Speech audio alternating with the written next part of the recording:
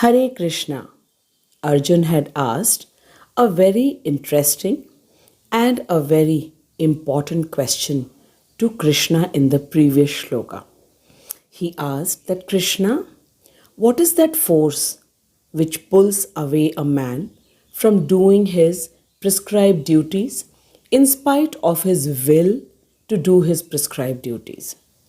And what is that external force which makes a man do all the sinful activities, sometimes with hesitation and sometimes without any hesitations? Now, in today's shlok, Krishna is going to give a very, very interesting answer to Arjuna for his question.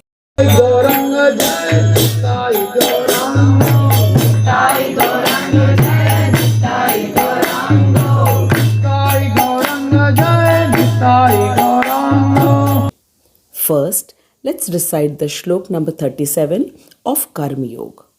Shri Bhagwan Uvacha काम एष क्रोध एष रजोगुण समुद्भवः महाशनो महापापमा विद्येनम इह वैरिणम् श्री भगवान उवाच काम एष क्रोध एष रजोगुण समुद्भवः महाशनो महापापमा विद्येनमिह वैरिणम्.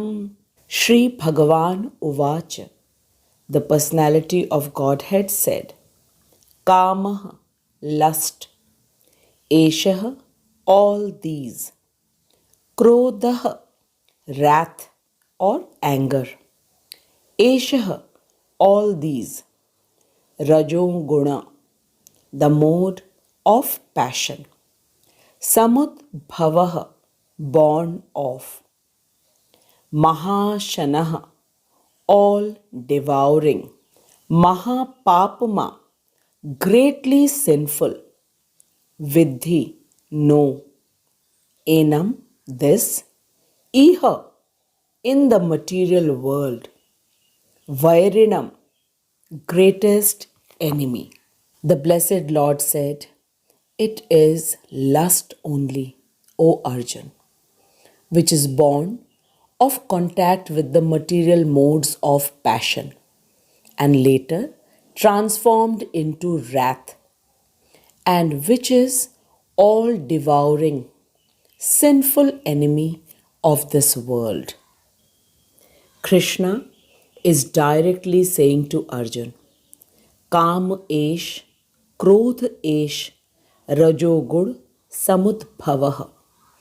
It's the Kam. Kam means lust, which is the greatest enemy of a man, and this lust makes him do all the sinful activities, sometimes unwillingly and sometimes without any hesitations. Then Krishna is explaining to Arjun that this lust is born of Rajogud. Like in the previous shlok, we saw the example of rainwater. The rainwater which is absolutely pure when it falls from the clouds, but the moment it comes in the contact of the material world, it becomes muddy and contaminated. Same way, the individual soul is absolutely pure in its original state, but the moment it comes in the contact with the material world, it gets contaminated by the Rajogun or the mode of passion, which pushes a person to work very hard for sense enjoyments. Then Krishna explains to Arjun that what happens if this lust does not get fulfilled. When this lust does not get fulfilled, then lust transforms into wrath, which means anger. And anger makes a man completely deluded, and he is unable to think what is good and what is bad for him. Thus, he gets trapped in the endless cycle of birth and death. So we see that lust is born out of passion, and if the lust is unfulfilled, then the person becomes very angry. Now, Krishna is explaining how dangerous is this lust and anger. Krishna says, Mahashanau, Mahapapma, Vidyenam iha Vairinam. Mahashanau means it is all devouring. It never gets satisfied. Then Krishna says, it's Mahapapma, which means it is very sinful and it is Vairinam. It is the greatest enemy of the man. So now we have absolute clear answer from Krishna himself, who is the supreme personality of Godhead, that this lust is man's greatest enemy, which pushes a person to do all kinds of sinful activities. And the sinful activities are the activities which are prohibited in the scriptures, like meat eating, intoxication, gambling, and having illegal relationships. And these are the four regulative principles given to us by Srila Prabhupada. And we all need to follow these regulative principles to fulfill our aim of life, which is to become Krishna conscious. Now we might think that are we not allowed to fulfill our wishes in this material world? In answer to this, Krishna says that lust can never be fulfilled. The more a man tries to satisfy himself, the more it demands. And if the demand is not satisfied, then it transforms into anger. Now let us understand the shlok by the purport of Srila Prabhupada. Srila Prabhupada says that originally a living entity is all pure, but the moment he comes in contact with the material creation, then his eternal love for Krishna is transformed into lust in association with the mode of passion, which we commonly know as Rajogur. Prabhupada explains to us with a very beautiful analogy of milk getting transformed into curd. Milk is all pure, but if a little quantity of sour tamarind is mixed in it, the milk gets transformed into curd. So, in the same way, the living entity's eternal love for Krishna gets transformed into lust. And what is lust? Lust is the desire to enjoy the material things and people, or we can say a strong desire for sense enjoyment. And when this lust is not fulfilled, the person becomes very angry. Now we might think, what is wrong in fulfilling the desires of sense enjoyment?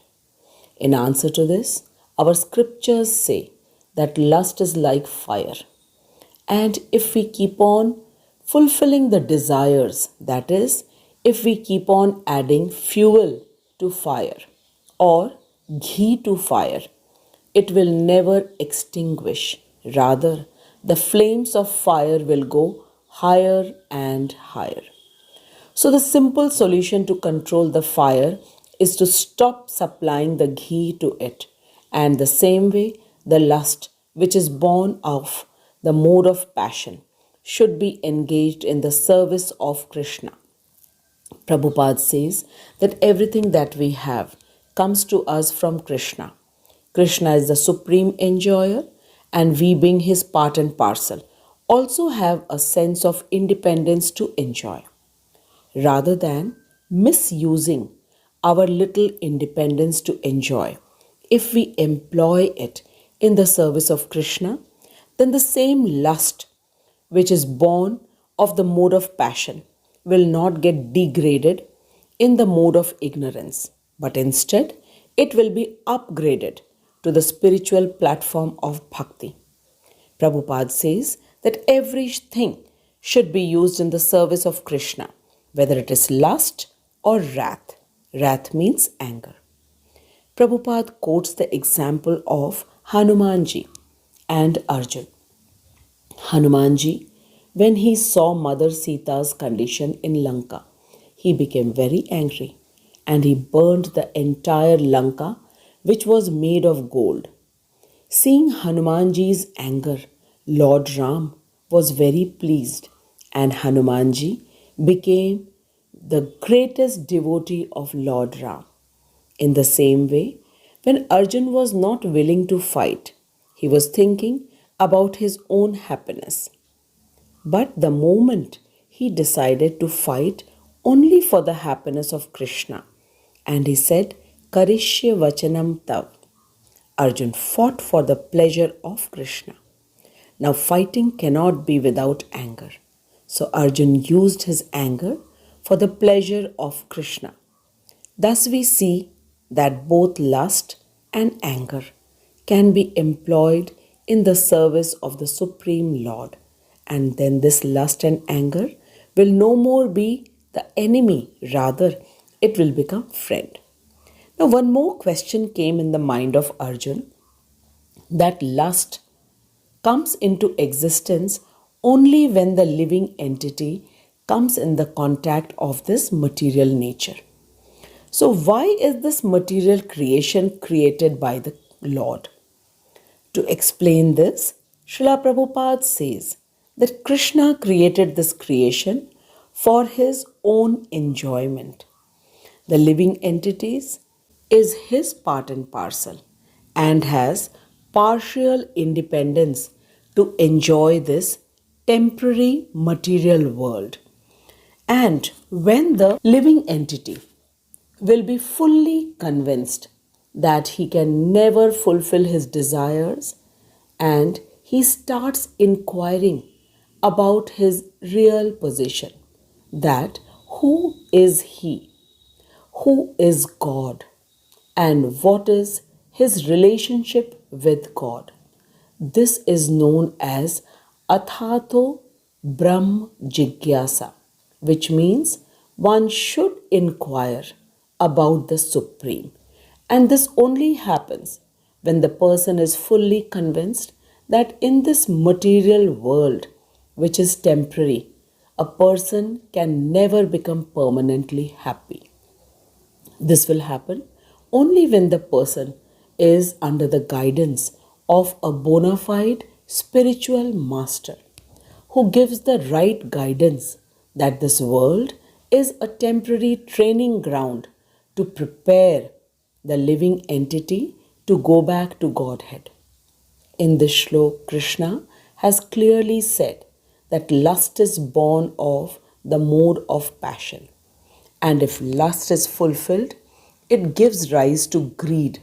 And if it is not fulfilled, then it gives birth to anger. Further, Krishna says that lust and anger both are Mahashana, which means all devouring.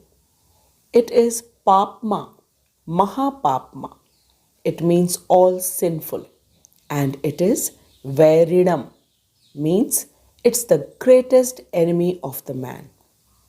We should be aware of this lust and anger.